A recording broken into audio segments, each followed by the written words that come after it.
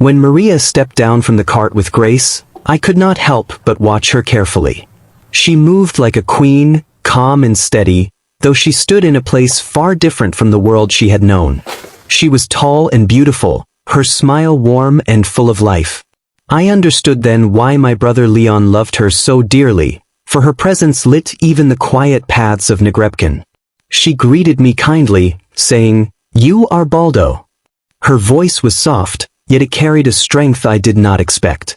I felt shy, but her words made me feel welcome, as though she already belonged with us. Maria then looked at Labang, our strong bull. At first, I noticed her pause when she saw his long horns, and I wondered if she would step back. For a moment, I thought she might be afraid. However, she bravely touched his forehead, and soon she was scratching it gently. Labang closed his eyes with peace, showing his trust. I was surprised, for Labang was not always quick to yield, yet Maria's hand brought him calm. Leon placed their bags aside and stood proudly with his wife. I saw in his eyes that he wanted the whole world to know that Maria was his. He called her Maria, while she answered with, "Yes, Noel." It was Leon's name said backward, and it sounded sweet. Hearing it, I felt that even her affection carried both playfulness and love.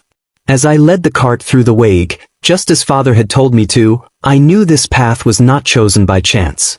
This path was a test, to see if Maria had the strength to accept the life in Nagrebcan. I wondered silently if she would endure it, as the way was rough, and the night cold. The night grew calm, and stars filled the sky.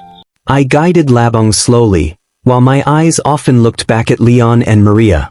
Maria admired their beauty and whispered with joy, "Look, no, yonder is our star." Her face glowed with wonder, and for a moment, the night seemed brighter. Then Maria grew quiet.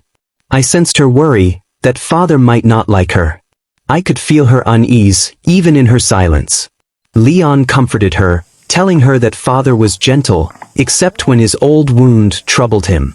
My brother's voice was steady, filled with assurance.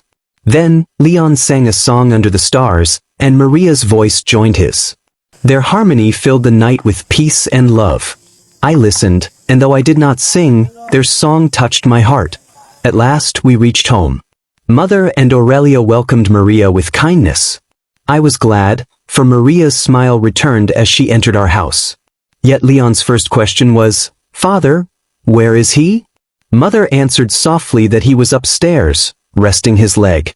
I knew this was the moment Maria feared, and my heart beat faster for her. I entered father's room, carrying not just words but also the weight of truth. Father asked calmly, "Did you meet anybody on the way?" His eyes looked through me, searching for what was unspoken. I explained that Maria had not been afraid. She looked at the stars, and she sang with Leon. I told him how even Labang had trusted her. In my heart, I hoped father could see the same light in her that I had seen. Soon, Leon and Maria stood before father. Maria was tall, lovely, and very still. Her presence filled the room with dignity and grace. That night, father found his answer without saying much. Maria's courage, kindness, and love proved she was ready to be part of our family. Their journey reminds us that true love is not only about feelings. It is about strength, trust, and the choice to embrace one another's world.